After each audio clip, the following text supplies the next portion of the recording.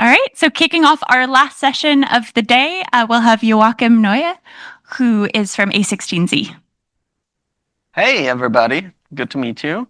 Thanks for having me. Thanks for organizing this. I'll be talking about consensus under adversary majority. This is joint work with my former colleagues Srivatsan and Nusret, and our postdoc Dionysus and our advisor David.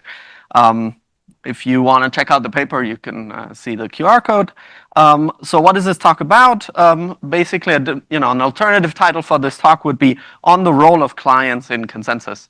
But before we can talk about this, I need to give you the disclaimer. This is not tax, investment, legal, business, or any other form of advice. I'm purely here for your entertainment.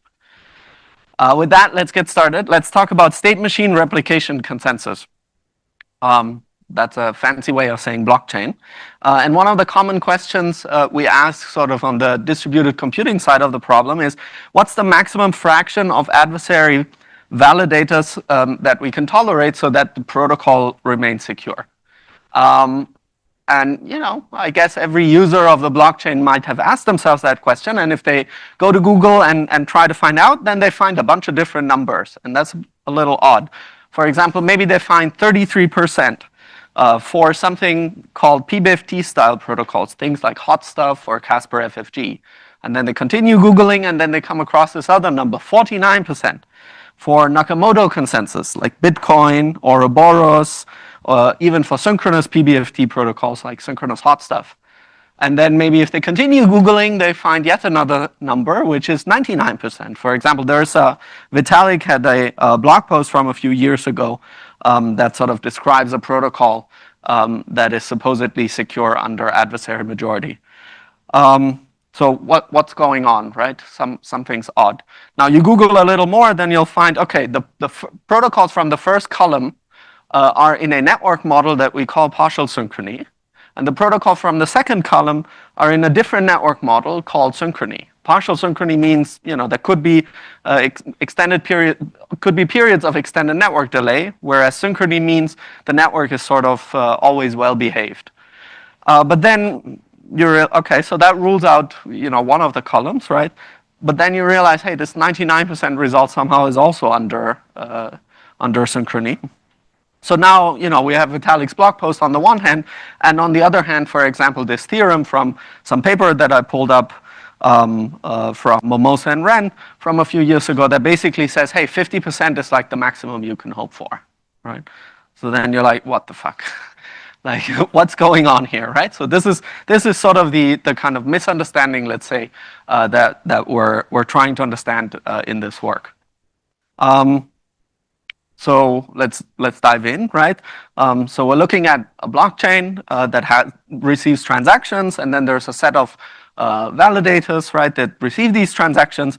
And you may think, okay, the validators, their job is to run this consensus protocol, right? I've seen this guy talk before. There's always a log somewhere. There's always transactions that come in order. So, okay, these validators are outputting some log, right? All right, we're back. Okay. The validators, right? Okay, and then somebody outputs these logs, right, of transactions. So what do we know about the validators? Validators, the characteristic of them is, we know them, right? Maybe except perhaps in like the proof of work setting, but at least in like all the proof of stake and permission kind of blockchains, we have a public key infrastructure for these nodes. We know who they are. Some of them may be malicious, but we have some sort of an assumption that, there's a threshold honesty assumption, right? Those are these numbers, 33%, 49%, 99%. Okay. Now, if you look at consensus flavors, right, this is so far what I've described so far, where the logs are output by the validators, is a consensus flavor that we would call atomic or total order broadcast. And it's actually not what we do in blockchain. Okay?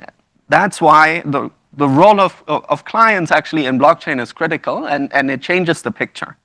Okay, so who are clients? Clients are parties that are not validators, but that follow the protocol's output, right? Think of, your wallet, merchants, block explorers, etc., right? It's basically, another entity, right, that comes after the validators have sort of done their job, and it's actually the clients that output these logs. Okay, and the characteristics about clients is, for them, we don't know who they are. We don't have a public key infrastructure for clients. And some of them could also be malicious, but we also don't have any threshold honesty assumption on the clients. Okay, now this is the state machine replication kind of flavor of consensus, and this is the problem that we're after in consensus.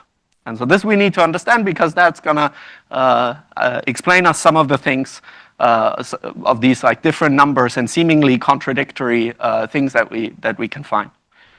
Right? Now, once we have sort of this setup, right? Here's a natural question, right? Like how do these clients behave? How should we model these clients? How are these clients connected, for example, to the validators, right? We mentioned briefly earlier that for the validators we have some sort of a network model, right? Maybe synchronous, partially synchronous, asynchronous. How does that affect the clients, right? Do they also have some sort of a network model? What are clients able to do? So what we do in this work is precisely looking into client models. Okay, so for example, and that turns out to be what explains the difference between the 49% result and the 99% result. For example, the 49% result under Nakamoto consensus or synchronous BFT protocols is for what we can call sleepy silent clients, whereas the 99% result is for what we can call always on communicating clients. What does that mean? Sleepy means that the clients in the system, they could go sort of asleep for extended periods of time, right? Or they could arrive to the system late, right? Maybe the blockchain was already running for 5 years, and then somebody decides to join the system, and now they sort of wake up, right? They see all the messages that happened in the last few years, but they weren't there when these things happened. Okay, so that's a sleepy client. In contrast to an always-on client, that's a client that's like, always, when your clients are always following the system, right? Similarly, what's a silent client? A silent clients are clients that are following what's going on in the system, but they're not able to send any messages. They're also not even able to sort of relay any messages, right? So they only have a kind of a receiving channel, right? They can read, but they cannot themselves sort of forward anything or send anything, in contrast to a communicating client, right?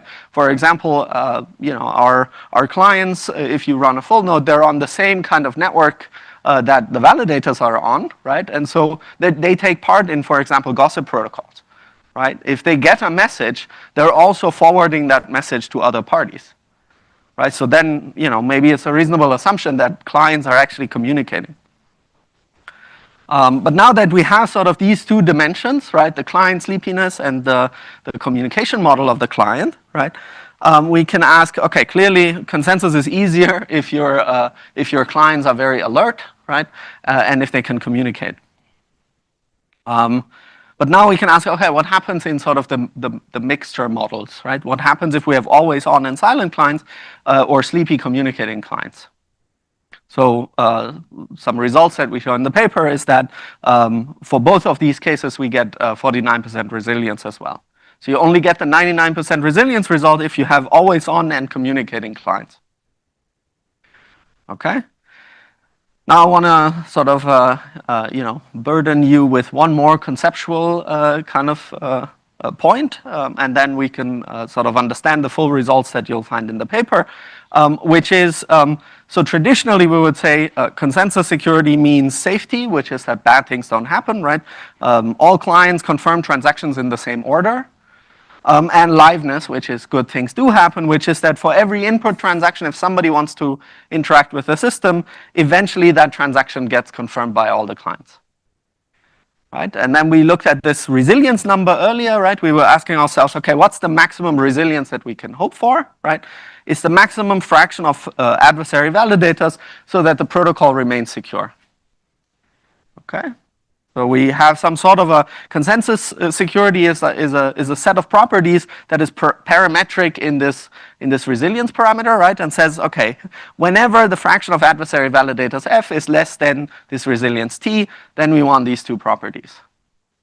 Now we can make the problem slightly more complicated, and we split this one resilience number into two, into a safety resilience and a liveness resilience. So instead of saying if the adversary is less than BFT, I want both of these properties, I now make the conditions sort of on a per property basis. Okay, I now have a consensus problem parametric in two parameters, right? And I want to have safety whenever f is less than TS, and I want to have liveness whenever f is less than TL. And then I can ask the question, okay, now a 2D kind of region opens up, right? What pairs of safety and liveness resiliences are achievable in each of these models that we looked at earlier, right? So this was sort of the results, the preliminary results based on the resilience, right? Looks like they're all the same except if you have always on and communicating clients. But actually, if you look at the region, the results look different. Okay, so something interesting seems to be happening in particular in the case of sleepy but communicating clients, right? So blue here means those are resilience pairs that are achievable, and red means those are resilience pairs that are not achievable. Okay? So what the numbers we've seen earlier, right, is the simple percentages, right? That's what you get when you take like a 45-degree diagonal into this diagram, right? And you try and find the point that has the last point that's in the blue region. Okay? So for Nakamoto and synchronous BFT protocols, like traditionally, right, that's like 49%. For the always-on communicating setting, that's the 99% result, right? And then we had these other results also at 49 and 49. Right? But what's interesting now is it seems that, and we showed that with a new protocol, if we're in the sleepy communicating setting, then we can actually get 99% safety and 49% liveness. Or we could get 99% liveness and 49% safety. That is a bit surprising. In contrast, in the always on and silent setting, we get the same as in the sleepy silent setting. Okay. Maybe let me say one point of motivation, right? We're interested in this model in particular because sleepy clients is probably a reasonable assumption, right? It's probably on the margins, not reasonable to assume that all of your users are following the system at all points in time since the beginning of time, right? So sleepy is probably good, and communicating is probably also good. It's probably okay, right? Like that's how we're building the systems already. Maybe it doesn't work under all circumstances, but at least for a large set of systems right now, that is the case. So that's why we're particularly interested in those results, and I'm gonna go give you sort of this protocol for sure, and then we're gonna see where we are time-wise. Maybe we'll also do this one. Okay. So let's talk about the always safe protocol for sleepy communicating clients under Synchrony. Okay, Synchrony is our network model, nothing new there. I hope that this diagram isn't butchered. Okay, we want to build a consensus protocol. What's a consensus protocol? I think of it as a box, right? There's transactions sort of coming in. Then we describe some sort of a box diagram, some sort of a flow chart, and then there's these logs of transactions coming out, right? And we want this box that we're going to build to have a liveness resilience of 49% and a safety resilience of 99%, 100%. Okay, so here's how we're going to do it. We start with any certifiable SMR protocol that works for 49%, 49%. Like pick, for example, synchronous hot stuff. Okay, you take the input transactions, you put that into that protocol. Okay, and then when there's an output of this protocol, right? Something's confirmed in this kind of protocol that's inside of this big box. Right? The output is certifiable, so the output comes with some sort of a certificate saying, yes, this was actually confirmed in this box. Okay, and then we're gonna gossip that. We're gonna forward. We're gonna let everybody know about this confirmation that we just saw, and then we're gonna wait a little bit, basically to see if anybody has any objections, or if we see anything that is sort of conflicting. With the stuff that we just heard coming out of this protocol. And if not, then we're okay outputting. And if yes, then we don't output.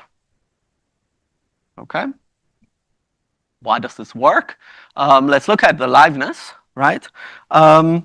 So the liveness, for liveness, we need to show if the adversary is less than 49%, right? That's what we want from this box, right? Then transactions that come in here eventually make it, eventually make it out there, right? So why is that the case? Maybe can people see my mouse works, right? That is the case because, okay, if F is less than 49%, right, transactions that come into this protocol make it to the output log, simply because that protocol is now live, right? Then we're gonna gossip it. That doesn't do anything to the transaction, right? We still have that transaction. And then we'll wait delta time, okay? And then after a delta time, we output that transaction unless we see a conflict, okay? If we don't see a conflict, we're good, right? Because the transaction made it out. That's all that we wanted for liveness. If we do see a conflict, what does that mean? That means that this protocol is unsafe. But this protocol has a safety resilience of 49%. So this means that the adversary is stronger than 49%. This means that we don't have to guarantee liveness anymore, right? So then it's okay not to output. Okay, so that's the liveness proof. Here's a safety proof, right? We want to show that if two honest nodes output transaction logs, right, then these logs are consistent. So let's say there is a node that, at time t outputs something, right? Then they do that because after waiting for delta time, right? That means, okay, that node has seen that log and gossiped that log delta time ago, right? And that means that shortly thereafter, everybody sees that log because of synchrony, and so nobody will output anything conflicting anymore. And that's the safety proof. And it's kind of interesting because once we realized this, we spoke. My co-author spoke a bit to folks in the Cosmos ecosystem, and what they heard is like, yeah, we don't have safety violations because our protocols basically stop before they output unsafe stuff, right? If they see unsafe things, the mechanism that they have is somewhat similar to this. They don't do this extra delta wait. You do need to do the extra delta wait. If you don't do this, then you don't get this safety property. But it's actually somewhat close to what's going on in this protocol. Okay, how are we doing on time? We're good? Okay. So then let's talk about the always live protocol. Same setting, right? Sleepy communicating clients under synchrony. We want to build this box that is always live. So it has a liveness resilience of, say, 100% or 99% and a safety resilience of 49%. Here's how we're going to do it. Every transaction that comes in, we're first going to let everybody else know about it, right? We'll gossip it. And then we're going to put it into a regular 49% resilience hot stuff. Say, for example, synchronous hot stuff, okay? At the same time, we sort of take note of the fact that we have just received this transaction, right? And we'll write down at what point in time we've seen this transaction. We'll basically put it to the side, put it into a queue of pending transactions, okay? And let these transactions sit there for delta plus the confirmation time of this protocol. Okay, and then once something comes out of this protocol, we're gonna look at our queue here, right? And identify basically all the transactions for which we have seen them delta plus the confirmation time of this protocol time ago, but they're still not in this output log. Okay, these are like overdue pending transactions, basically. These are transactions that we saw a long time ago for the first time, and still they haven't been confirmed, right? And then what we're going to do is we'll take the output log of this protocol, and we're just going to insert these other transactions somewhere. We don't care. We'll just output them also into the output.